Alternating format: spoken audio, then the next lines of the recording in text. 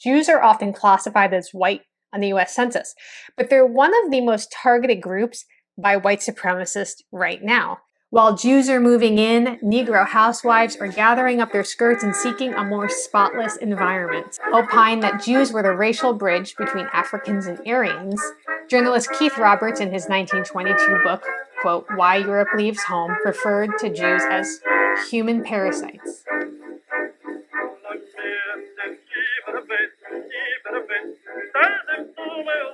I read an article in the Washington Post, and it said, quote, Jews and non-Jews are drawn to debates about whether or not Jews are white. Back in the 1920s, Jews were not considered white. Not at least in the American mainstream sense of being white. Words like undesirable used to describe them. Consular reports in 1920 explicitly labeled Jews as, quote, an undesirable class of immigrants. Historically in America, Jews have occupied an ambiguous position regarding racial categories. We will get to this later on, but I think that is in part because being Jewish is a religious confession, but it can also be an ethnic identity. And in America, self-identified Jews were largely working class and economically challenged and urban for a long time. They didn't fit neatly into this binary of black and white that America so loves to put people in. Anthropologist Karen Brodkin articulated this in a really fascinating work she did from 2010, and I pulled a lot from that, and I'll link to it below. And she said, and it was called How Jews Became White Folks and What That Says About Race in America. And she described Jews and many immigrants as belonging to a, quote, less than white race. So if America wants to have this you're black or you're white, she said, no, it's actually more like a spectrum even on that. And they were less than white. I think this is an interesting idea because black and white is something that has been like this eternal struggle in our nation before inception. And we have more and more people coming over that are challenging these categories. And so now people are kind of finding and carving out these new spaces. While the consensus agreed that Jews were distinct, whether they were a boon or a bane for the United States remained debatable at the time. Now, the drawbacks were obvious. That was rooted in religious differences. However, there was also undeniable strength attached to them. They were hard workers, they were really ambitious, and they had a deep respect for education. So over time, some of these qualities allowed Jews to transcend America's racial dichotomies. But for a significant duration of their time in America, Jews didn't fit neatly into conventional racial categories. Now, I want to go back to the year 1705, the 1705 slave codes. And I'm going to say slave codes. I know we're kind of shifting our terminology and saying enslaved people, but that is actually the name of the codes. And I want to just say it how it was written at the time. Remember, 1705, right? It's a long time ago. Generation before the United States became a nation. So this is still under the auspices of English rule. This slave code concerned servants and slaves and what they were allowed to do and how they were allowed to interact with white people. And the statute in 1705 stated that, quote, no Negroes, mulattoes, and Indians or other infidels or Jews or Moors or Mohammedans or other infidels shall at any time purchase any Christian servant, nor any other except of their own complexion, unquote. This legal codification of a narrowly white Christian race isn't something totally new. Yeah, that can get its own video. It probably needs to. But what's fascinating to me is that here you see the Jews are being put into this category with Negroes, Indians, Jews. And so that's pretty telling about what the landscape was like at the time. The American story seems to be this constant wrestling with the boundaries of inclusion and inclusion. Parameters for what constitutes whiteness or Americanness keep shifting, and that's molded by laws and scientific theories and social attitudes. But if there's one thing that's constant in this ever-changing narrative, it's the struggle to define who gets to be a part of the American dream and who doesn't. So this wasn't just an isolated law, that this was part of the larger slave codes of 1705 in Virginia. Now, this was considered to be the cornerstone that officially cemented the institution of slavery in Virginia. These slave codes had 41 different sections, each drilling into the core of human liberties to deny those who were considered less than. But why? What was the purpose? The code was designed to exert an unparalleled control over the burgeoning African slave population, essentially laying the foundation for future slave legislation. But it wasn't just about control, it was about segregation and division, and it intentionally made them disparate groups, so disparate that they could never come together as a united front. Do you feel the weight of that? This wasn't just discriminatory legislation, it was strategic. The Virginia aristocracy was haunted by the ghost of Bacon's Rebellion that took place 29 years earlier, which was a revolt where black and white laborers joined hands in a dangerous act of defiance. And so this unity among commoners was a spine-chilling scenario for the ruling class, and they were going to go to great lengths to make sure that never happened again. We're talking about the Jews, and we're seeing them. It's codified here in 1705 that they don't count. Now, the Jews, especially those from the Ashkenazic backgrounds who arrived in the early 1900s, stood out. They were seen as a distinct race, not just a different ethnic group. Post the inception of the Jim Crow laws, the racial divide became, in many Americans' minds, primarily black or white. In Pine Bluff, Arkansas in 1912, a recently arrived Jewish immigrant was almost hanged because locals saw him walking with a white woman and they thought he was a black man. Now, this actually created a bond at the time between self-identified black people and Jewish people, but we also have to take a step back and say, okay, this guy was almost hanged, because if he had been black, then he definitely would have been hanged. And that is a whole nother video, right? Like this whole thing is disgusting. It's disgusting. But what was happening for the Jews is they were towing this line, and they weren't choosing to. It's just the way people were perceiving them. People didn't know where to put the Jews, very much like the Southern Italians. It created a dilemma for the country. And there was an attempt to divide, because there's always an attempt to divide. Jacob Riis, the anti-slum crusader, told audiences that Jews and Italians, another swarthy group, were not as clean as black tenants. And he claimed that they were, quote, dirtier than blacks. And the sociologist in Boston spoke of streets where, quote, while Jews are moving in, Negro housewives are gathering up their skirts and seeking a more spotless environment. That's like, I hear like, whoa. Charles Woodruff, an army surgeon who authored The Effects of Tropical Light on White Men, that probably needs its own video, he argued that when it came to the great American definer, skin color, quote, the Semitic type is the link between the Negro and the Aryan. Consular reports entered the record during congressional debates over immigration in 1920. And so they're deciding, like, who should we let in? Because remember, in 1924, that's basically when America shut her doors to a lot of places and said, we're cutting quotas down.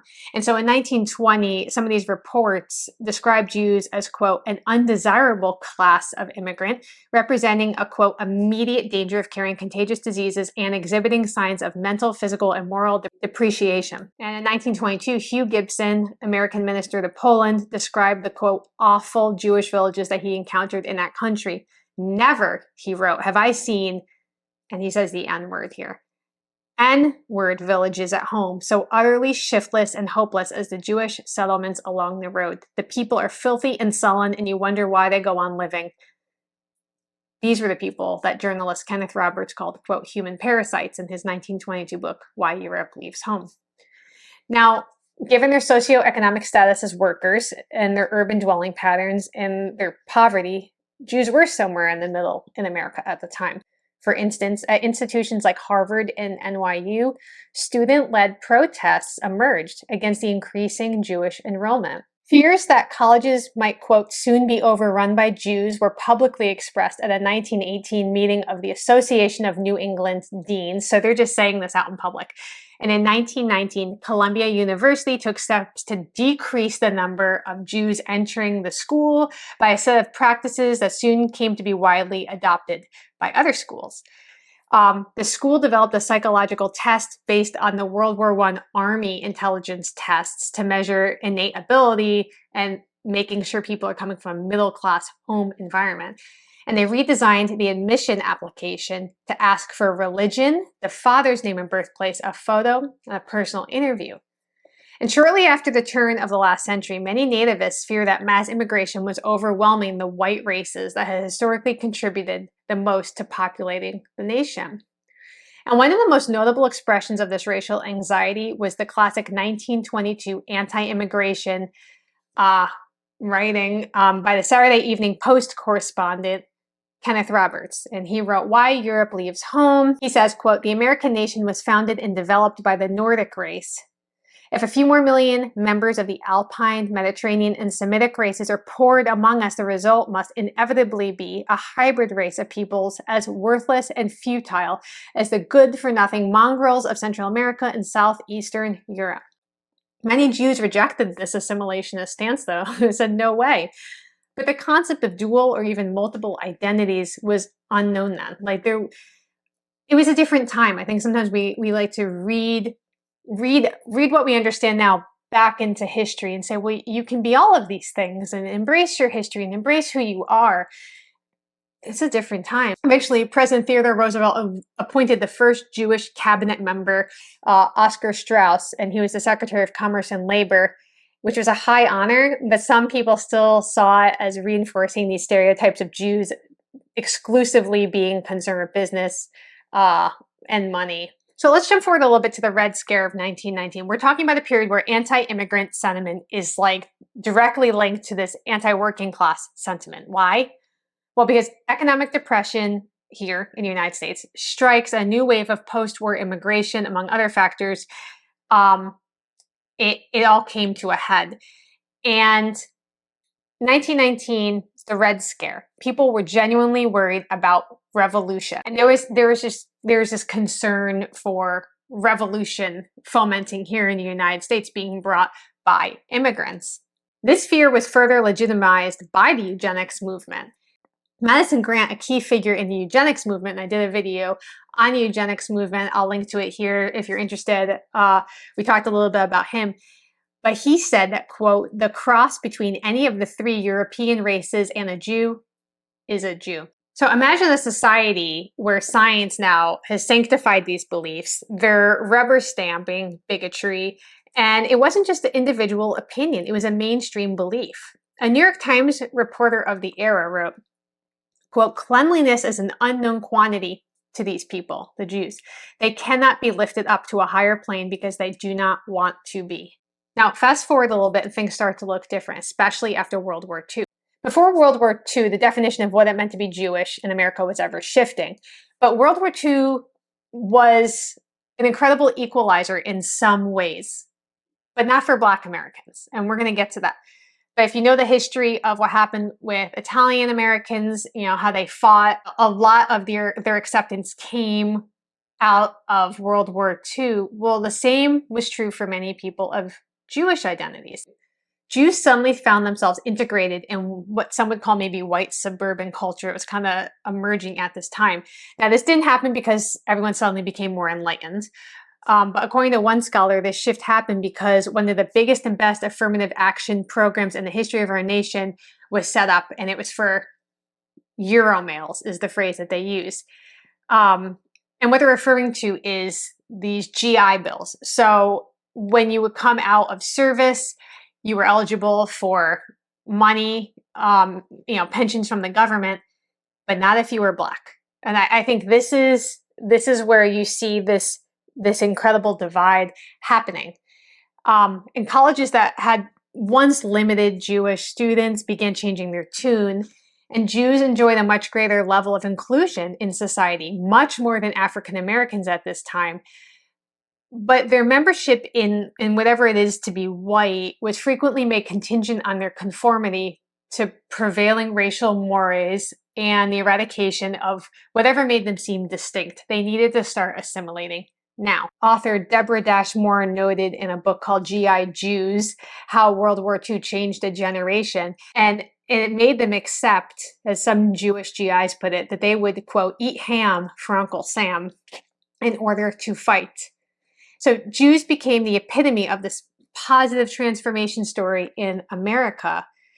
In the past, they have been associated with really degrading industrial work, poverty, urban slums. Remember, there was that quote where they were saying even the Black women, when they see the Jews coming into their neighborhood, they pick up and go. But in the post-war years, I'm talking about World War II, Jews were able to put these stigmas behind them for the most part, as they became part of the American story of that era. So combining GI Bill benefits with the emphasis on education, again, these are benefits that were denied to Black veterans.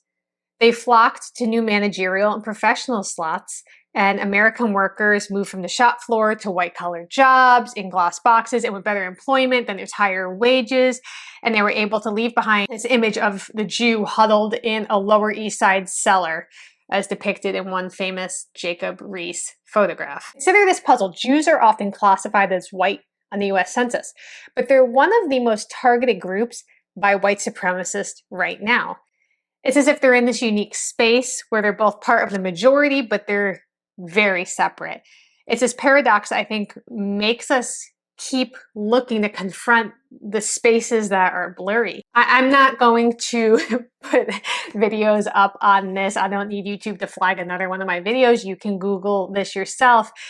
But white supremacists hate Jews. There's this interesting tension of, okay, Jews are white now, but white supremacists are wholly rejecting them and often target them. So what does that mean? Here's where it gets interesting though, because being Jewish in America at this point is not a one-size-fits-all experience. You may be surprised to hear, maybe not, that at least 20% of the American Jewish population now is racially and ethnically diverse.